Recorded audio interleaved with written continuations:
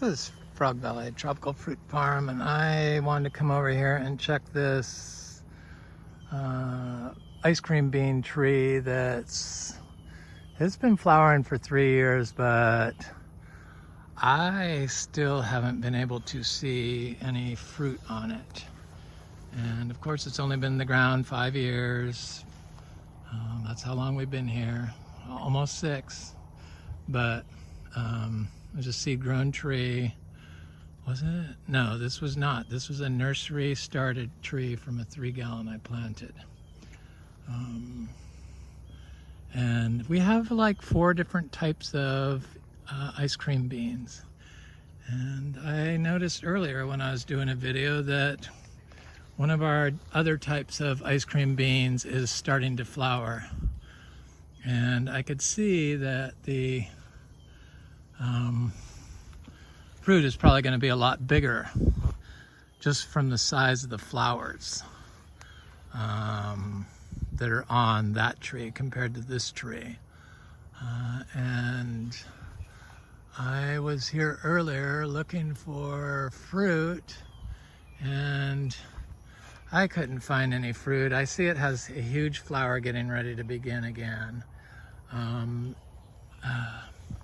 Maybe there's fruit on here. I know that sometimes you don't even see the fruit, so hopefully that's the case.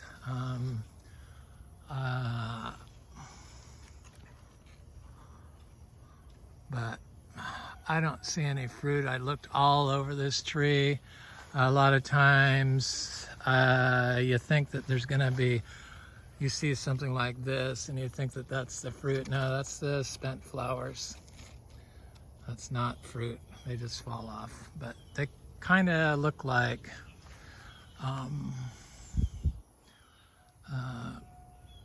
fruit, like right here, you can see.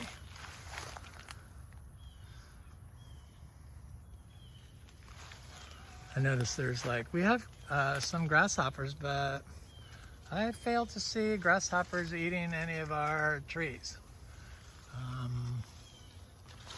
There's no grasshopper damage on, or insect damage on pretty much none of our trees. The cover is very robust here. It's just really come on strong. And most people would be horrified by this out of control mess, but you know, these trees are from wild areas, and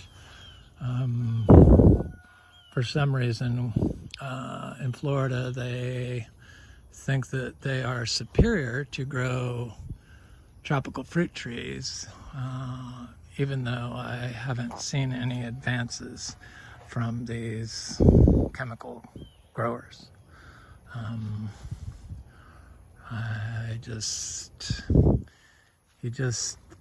You gotta grow organic. You people know that, or you wouldn't be watching this. It's just, I just can't understand how people want to pollute their food and kill everything.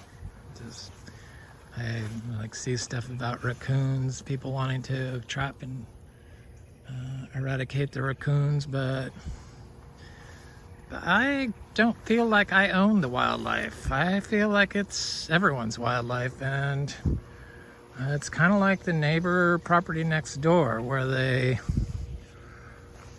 lot next door has sold 2 times in, I think, 6 months or a year. And the last people that, or the people that own it now, came in there and pruned all the palm trees, you know, all the palm trees, which are like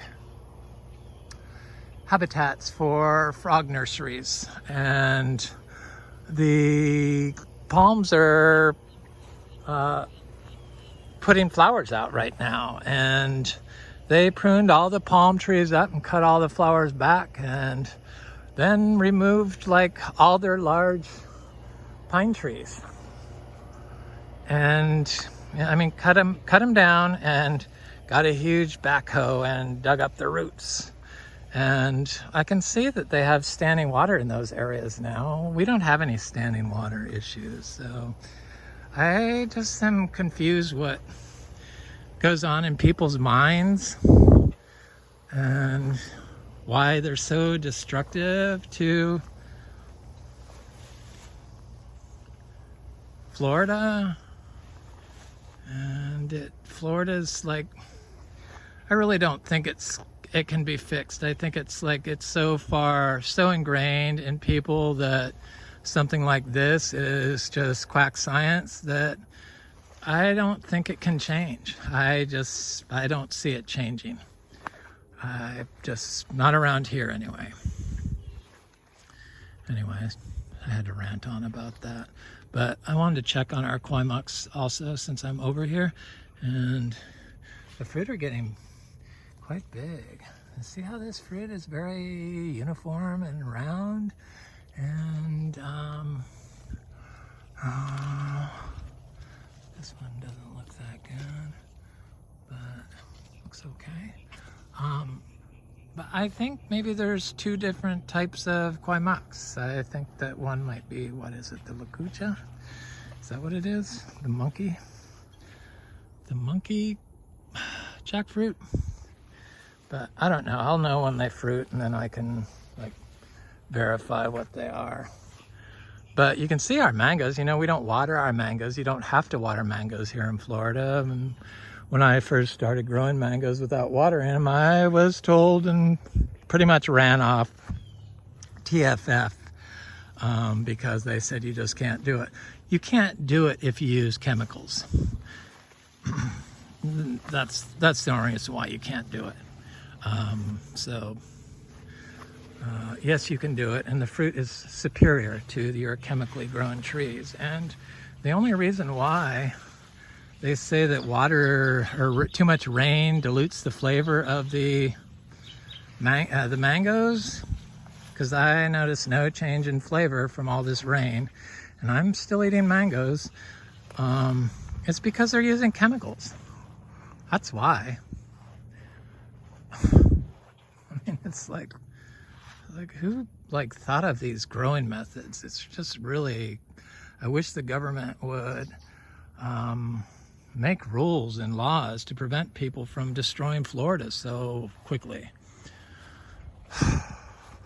Anyway, I'm gonna go over to this other MB tree, MB ice cream bean, and show you that because I saw flowers on it this morning. And I'll also look at the other Kwai Muk fruit that's on the tree, and yeah, that's what I'm doing. It's so beautiful here, just kind of stunning. We have lots of egg fruit trees. We have coconuts. We have fruit on our egg fruit trees. My bird friends plucked a lot of the fruit off when they were small, but this is the first year this tree is fruited, so I'm excited to see what it is because it's a variety I have not tasted before. It's a grafted tree. I bought it from a nursery, but it was only 6 inches tall, and it's a variety called Delightful. And I use all the seeds from all these trees to grow my new fruit trees. But now that I know that I can do cuttings in pure cow manure, I can just do cuttings of these egg fruit trees, and I imagine get them to fruit fairly quickly depending on the size of the cutting. We'll see, but I have to do that. So I was walking through here earlier and I saw that this tree, that's what I'm talking about, the little frogs that are on the trees that people chop down. They spray their copper on, kill all the frogs.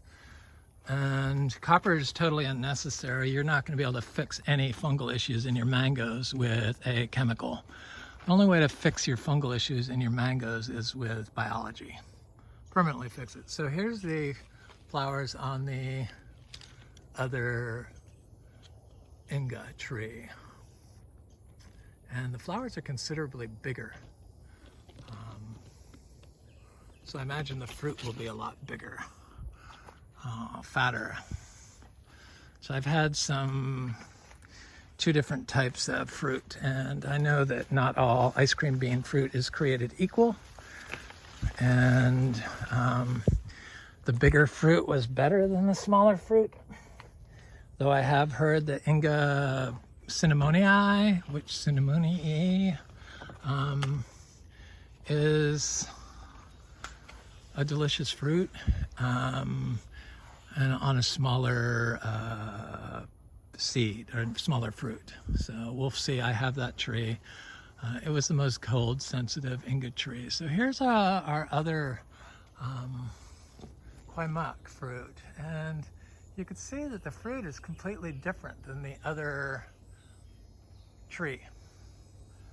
It's more misshapen, but I don't really see. Is there more fruit on here? There could be. I haven't really looked, but I don't see any more fruit. I'm just thrilled that we have two different fruiting Kwai Muk trees, because I've been waiting for this tree to fruit for this particular tree for 10 years.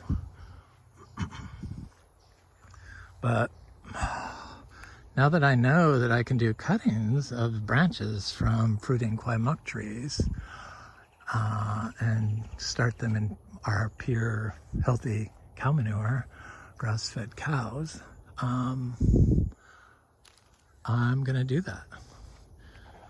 I just can't stop planting more trees. I don't know, it's just I just am obsessed with propagating and seed growing and plant.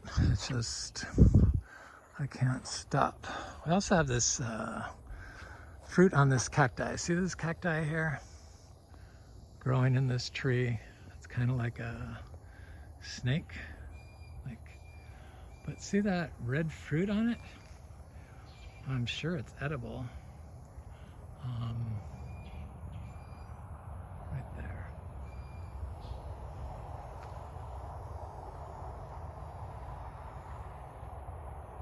I don't know what it is. I should kind of find out. But there's the cacti. Well, this grows completely in the tree. It's not even connected to any dirt.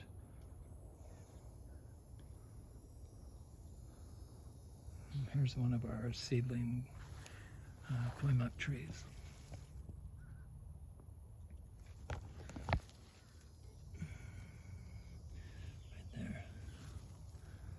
Anyway, this is Frog Valley Tropical Fruit Farm.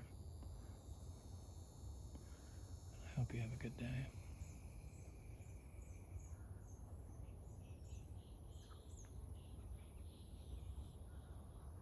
One of those pine trees they chop down. I mean, who would chop that down? And why would you chop it down? Then they put in their real estate listing, trimmed palm trees, freshly trimmed palm trees. Well, sorry, they look better when they have all their flowers on them and their pom-poms, not like something you'd find at a mini mall, trimmed and beaten back. People are just so, they just don't think. They don't think about anything but their needs, I guess. Anyway, this is Frog Valley Tropical Fruit Farm. Have a good day.